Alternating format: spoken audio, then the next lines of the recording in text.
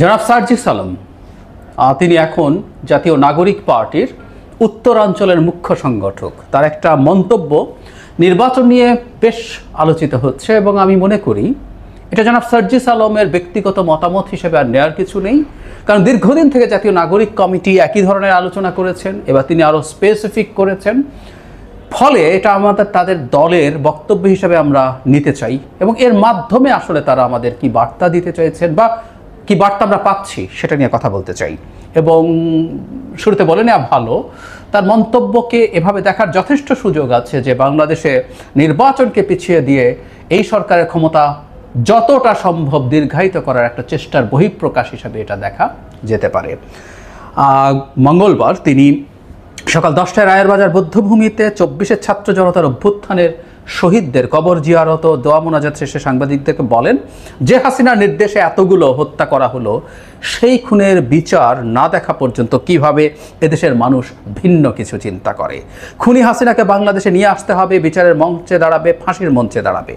শেখ হাসিনা ও আওয়ামী লীগের বিচার না হওয়া পর্যন্ত বাংলাদেশের কোনো মানুষ, কোনো রাজনৈতিক দল ভুল করেও যেন নির্বাচনের কথা না বলে। যতদিন না আমরা খুনি হাসিনাকে ফাঁসির মঞ্চে না দেখছি, এই বাংলাদেশে কোনো নির্বাচন হবে না। আমি পরে আরও কিছু কথা বলেছেন। আমরা রাজপথে ছিলাম, আমাদের যে ভাইয়েরা রাজপথে জীবন দিয়েছে, মায়েদের চোখ দিয়ে এখনও কান্না ঝরছে, পানি পড়ছে। আমরা মরার আগে অন্তত খুনি হাসিনার বিচারটা দেখে মরতে পারি। আমরা শুধু একটা অনুরোধ করতে পারি, আমাদের জায়গা থেকে মায়েদের পাশে থাকার সর্বোচ্চটুকু চেষ্টা করব।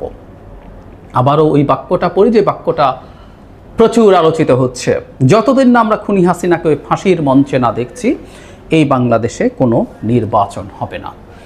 রাজনৈতিক দলের লোকজন রেটরিক ব্যবহার করে, কারণ আমরা এই প্রশ্ন করতেই পারি, টেকনিক্যালি হাসিনার যে ফাঁসি হবে জনাব সার্জিস কীভাবে বলতে পারছেন?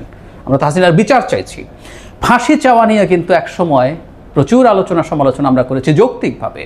যখন গণজাগরণ মঞ্চ থেকে জামায়াতের অভিযুক্ত নেতাদের বিরুদ্ধে ফাঁসি চাই দাবি করা শুরু হয়েছিল, তখন আমরা এটা রাষ্ট্রে এক ধরনের ফ্যাসিবাদী আচরণ বলেছিলাম। কারণ কেউ একজনকে যখন আমরা বিচার চাই, সুবিচার চাই, ন্যায্য বিচার চাই, তখন আমরা ফাঁসি চাই সেটা বলতে পারি না, বলা উচিত না। শেখ হাসিনা বিভৎস সব মানবতা বিরোধী অপরাধ করেছে, এটা নিয়ে কোনো রকম কোনো সন্দেহের কিছু না। আমাদের চোখের সামনে ঘটেছে অল্প কিছুদিন আগে, যেগুলোর ইভেন প্রচুর ভিডিও ডকুমেন্টেশনস আছে আমাদের হাতে। সহি জেনুইন ন্যায্য বিচারেও অনেকে বলেন একবার না বহুবারই ফাঁসি হতে পারে তারপরে এটা বলা নিয়ে প্রশ্ন তোলা যায় যে তার বিচার আমরা যতদিন না দেখতে পারছি। তারপরে যে বললাম শুরুতে, যখন রাজনৈতিক দলগুলো মাঠে থাকে তাদেরকে মাঝে মাঝে পপুলিস্ট কথা বলতে হয়, এটাকে আমরা এভাবেই ধরতে পারি। কিন্তু যেটা জরুরি কথা, এই বিচারের আলাপের একটা প্রেক্ষাপট আছে। এটা আজ না, বেশ কিছুদিন থেকেই জাতীয় নাগরিক কমিটি থেকে শুরু হয়েছে, যেটা এখনও চলছে। সেটা তারা প্রথম যে দাবি শুরু করেছিলেন, সংস্কার শেষ হওয়ার আগে কোনোভাবে নির্বাচন হতে পারবে না। এটা এক ধাপে গেল। এরপর শেখ হাসিনা এবং আওয়ামী লীগের লোকজনের বিচার হওয়ার আগ পর্যন্ত নির্বাচন হতে পারবে না, এইরকম আলাপ শুরু হলো। যৌক্তিকভাবে এই প্রশ্ন আসে, আসলে বিচার শব্দটাকে কিভাবে তারা ডিফাইন করেন। মানে এখন শুধু শেখ হাসিনারও না, তারা আওয়ামী লীগের লোকজনের কথাও বলেছেন, এখানেও সেটা আছে।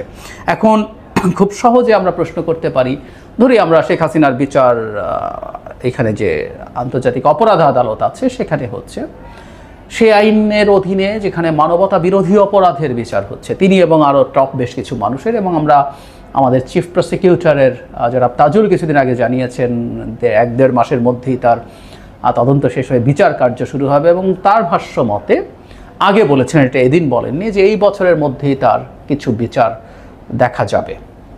এগুলো কিন্তু প্রাথমিক রায়, এরপর আপিলের সুযোগ আছে, এরপর সব প্রসেস শেষ করে তার বিচার, মানে তাকে ফাঁসির মঞ্চে দেখতে যাওয়া, এটা বহু বছরের ব্যাপার। এটা তো শেখ হাসিনা।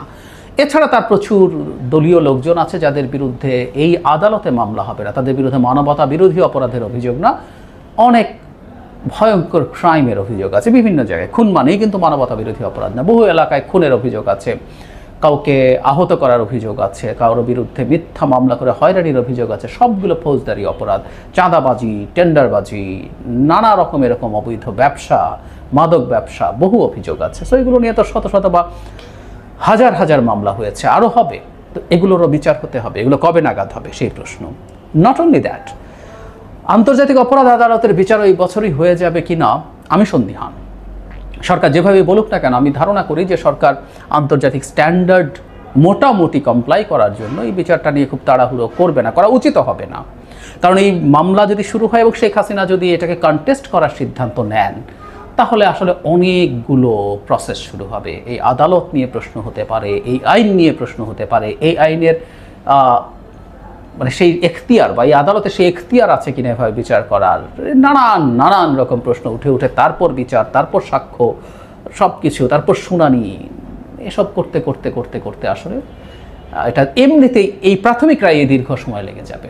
এখন আমরা খেয়াল করব যে জাতীয় নাগরিক কমিটি এবং এবার নাগরিক পার্টি এই বিচারটাকেই প্রধান করে তুলছে এবং ভাষা খুবই কঠোর। কেউ যেন কোনোভাবেই নির্বাচন না দেখছি এদেশে কোনো নির্বাচন, হাসিনাকে ফাঁসির মঞ্চে যতদিন না দেখছি ততদিন এদেশে নির্বাচন হবে না, খুব ক্লিয়ারলি বলছেন উনি। আবারও বলছিলেন, আমি পড়েছি আগে, আবারও একটু পড়ি, যে হাসিনার নির্দেশে এতগুলো হত্যা করা হলো, সেই খুনের বিচার না দেখা পর্যন্ত কিভাবে দেশের মানুষ ভিন্ন কিছু চিন্তা করে, মানে নির্বাচনকে ইন্ডিকেট করছেন। মানে একটা দেশ যখন একটা ডিজাস্টারের মধ্যে দিয়ে যায়, তার জন্য সব প্রসেস বন্ধ করে বিচার শেষ করে করতে হবে, এবং ধরনটা হচ্ছে এই সরকারি বিচার করবে, আর কেউ বিচার করবে না, এবং সেটা শেষ হওয়া পর্যন্ত। আসলে মোদ্দা ব্যাপারটা কি, আমরা বেশ কিছুদিন থেকে দেখছি একটা প্রবণতা আমাদের মাঠে আছে, কিছু কিছু মানুষ নির্বাচনকে পিছিয়ে দিতে চান। নির্বাচন রাজনীতি, মানে আমরা রাজনীতির কথা বলি, গণতান্ত্রিক ব্যবস্থার কথা বলি, গণতন্ত্রকে পুনরুদ্ধারের কথা বলি, কিন্তু নির্বাচনের কথা বললে সমস্যা আছে। নির্বাচনের কথা বললে রাজনৈতিক দলগুলো বদমাশ হয়ে যায়। বদমাশ শব্দটা একজন খুবই পরিচিত ইন্টেলেকচুয়াল, পাবলিক ইন্টেলেকচুয়ালের মন্তব্য থেকে এসছে। তো বদমাশ হয়ে যায়, তারা গিয়ে বসেই আছে ওখানে গিয়ে তার ভাষ্য মতে চাঁদাবাজি, টেন্ডারবাজি করার জন্য। কেউ একজন 15 বছর খেয়ে গেছে, অন্য যে কেউ আর 15 বছর খেতে চায় বলে এই ধরনের আলাপ তৈরি করছেন। সো এই আলাপগুলোর সাথে খুবই রেজোনেট করে এই দলটা। আমাদের আসলে তারা চান বা না চান, তারা এই দলগুলোরই বক্তব্য মাঠে আনছেন, এটা খুব স্পষ্টভাবে আমরা দেখতে পাচ্ছি। এটা খুব বাজে মেসেজ, খুব ভয়ঙ্কর মেসেজ। আমরা এটা বুঝি যে এই দলটা যতটুকু সময় পেয়েছে, সেই দলটা আসলে নির্বাচনের জন্য প্রস্তুত হওয়ার জন্য যথেষ্ট সময় নেই। I agree. তারা দল তৈরি করতেই অহেতুক অনেক দেরি করেছেন। অহেতুক শব্দটা আমি বিশ্বাস করি বলে বলছি, কেউ দ্বিমত করতে পারেন। তারা দেরি করেছেন, দেরি করে এখন দেখছেন সময় কম বেশি বছরখানেক আছে, 1 বছর না 2-3 বছরও একটা দল নির্বাচনের জন্য সঠিকভাবে প্রস্তুত হতে সময় লাগে।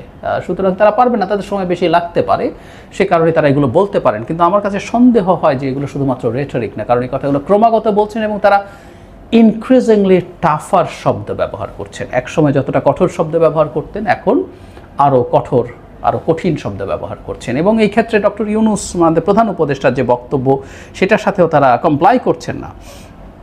বাংলাদেশে কোনো নির্বাচন হবে না যতদিন ফাঁসির মঞ্চে না দাঁড়ান। কিন্তু ডক্টর ইউনূস তো ঘোষণা করেছেন এই ডিসেম্বরের মধ্যেই নির্বাচন হতে পারে, এবং তার ভাষ্যমতে যদি যথেষ্ট সংস্কার কেউ মেনে না নেয়, ধরে নিলাম টেকনিক্যালি বিএনপি মনে করলো যে ন্যূনতম সংস্কার করেই করতে হবে, এটা তারা প্রকাশ্যেই বলছে, তাহলে তো এই বছরের মধ্যে নির্বাচন হয়ে যাবার কথা। এবং আমাদের প্রধান উপদেষ্টা বহু জনের সাথে, এখনও 2 দিন আগেও তিনি ইউরোপিয়ান ইউনিয়নের একটা প্রতিনিধি দলের সাথে বলেছেন স্পষ্টভাবে যে এই বছরের মধ্যেই, ডিসেম্বরের মধ্যেই নির্বাচন হবে। তো তাহলে তারা তার সাথে দ্বিমত করছেন। আমি যে জিনিসটা ভয়ের বলে মনে করি, বাংলাদেশে একটা চেষ্টা আছে, একটা গ্রুপ আছে, তারা মাঠে আছে, মাঠে নেমে গেছে, আকার ইঙ্গিত থেকে আস্তে আস্তে এগুলো আরও প্রকাশ্য হয়ে উঠবে। তারা নির্বাচনটাকে অপ্রধান বা গুরুত্বহীন দেখিয়ে তারা চেষ্টা করবেন এমন পরিস্থিতি তৈরি করা যাতে এই সরকারের ক্ষমতা অনেক বেশি দীর্ঘায়িত করা যায়, অথবা এমন গোলযোগ তৈরি হয় যাতে নির্বাচনটা না হয়ে ভিন্ন কিছু মানে আমি রাগঢাক না করেই বলি, সেটা একটা সরাসরি মিলিটারি টেক ওভার হতে পারে, সেটা সরাসরি না হয়ে 1-11-র মতো একটা সিভিলিয়ান ফেসের মিলিটারি কু হতে পারে, অথবা তাদের কেউ খোয়াব দেখেন যে এখানে একটা বিপ্লবী সরকারের নাম দিয়ে এখানে সংবিধান স্থগিত করে ডিক্রি দিয়ে দেশ চালিয়ে দেশের ক্ষমতা দখল করবেন, এরকম নানান খোয়াব নানান জনের আছে। সেগুলোর একটা পায়তারা আমরা দেখতে পাচ্ছি। আমি মনে করি জাতীয় নাগরিক পার্টি একটা রাজনৈতিক দল, তারা রাজনীতি করতে এসছেন, রাজনীতি করুন, রাজনীতি করাই তাদের জন্য উচিত হবে।